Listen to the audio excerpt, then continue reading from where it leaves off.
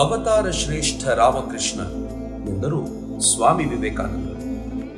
ಇತರ ಅವತಾರಗಳಂತೆ ಇಲ್ಲಿ ದುಷ್ಟ ಸಂಹಾರವಿರಲಿಲ್ಲ. ಕೆಡುಕು ಬುದ್ಧಿಯವರ ಹೃದಯ ಪರಿವರ್ತನೆಯ ಪ್ರಯತ್ನ ಇತ್ತು. ಎಲ್ಲ ಅವತಾರಗಳಿಗಿಂತಲೂ ಹೆಚ್ಚು ಮಾತನಾಡಿದರು ರಾಮಕೃಷ್ಣರು. ಸಹಜ ಬದುಕಿನ ನಡೆ ತೋರಿದರು. ಅಷ್ಟೇ ಅಲ್ಲ, ಭಿನ್ನ ಭಿನ್ನ ಮಾರ್ಗದ, ಅಂತಸ್ತಿನ, ಜಾತಿಯ, ನಂಬಿಕೆಯ, ಪ್ರದೇಶದ ಜನರೊಂದಿಗೆ ಬೆರೆತರು.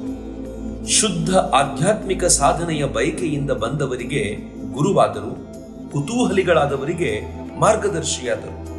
ತನ್ನನ್ನೇ ಬಯಸಿ ಬಂದವರಿಗೆ ಸರ್ವವನ್ನು ಧಾರೆ ಎರೆದು ಫಕೀರರಾಗಿ ಬಿಟ್ಟರು. ಅವರ ಬೋಧನೆಗಳು ಇತರರದ್ದಂತೆ ಕಬ್ಬಿಣದ ಕಡಲೆಯಲ್ಲ. ಸಲೀಸು ಮಾಡಬೇಕೆಂಬ ಧಾವಂತದಲ್ಲಿ ಅವು ಶಾಸ್ತ್ರದ ವ್ಯಾಪ್ತಿಯನ್ನು ಮೀರಿಯೂ ಹೋಗಲಿಲ್ಲ.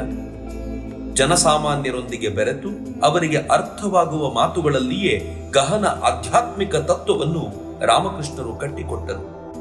ಅವರ ಈ ಕೃತಿಯನ್ನು ಕನ್ನಡಕ್ಕೆ ತರುವಾಗ ಕುವೆಂಪು ವಚನವೇದ ಅಂತ ಹೆಸರು ಕೊಟ್ಟರು.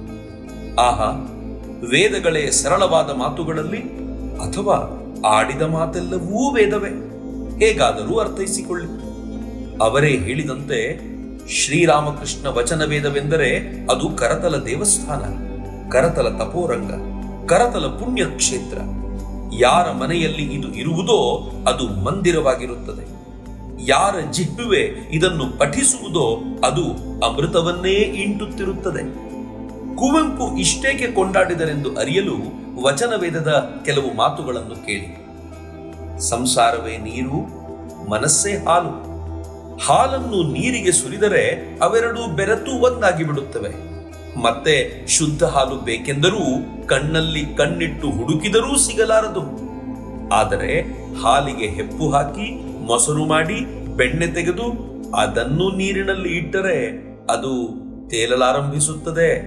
ಅಂದ್ರೆ ಅರ್ಥ ಏನ್ ಗೊತ್ತಾ?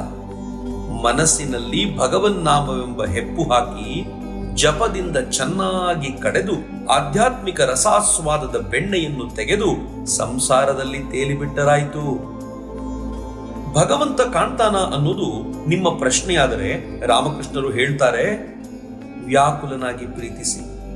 ತಾಯಿ ಮಗುವನ್ನು, ಸತಿ ಪತಿಯನ್ನು ಮತ್ತು ವಿಷಯಿ ವಿಷಯಗಳನ್ನು ಪ್ರೀತಿಸುವಂತೆ.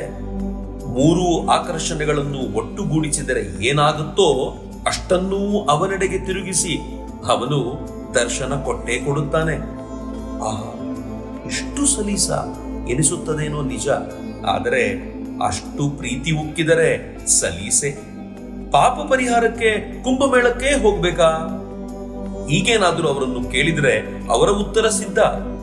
ಹುಲ್ಲುಗಾವಲಿನಲ್ಲಿ ತೆರೆದ ಕೊಳವೊಂದರ ನೀರು ಸೂರ್ಯನ ತಾಪಕ್ಕೆ ಆವಿಯಾಗುವಂತೆ ಭಗವಂತನ ನಾಮ ಗುಣಕೀರ್ತನೆಗಳ ತಾಪದಿಂದ ಪಾಪ ಪುಷ್ಕರಣಿಯ ನೀರು ಇಂಗಿ ಹೋಗಿಬಿಡುತ್ತದೆ.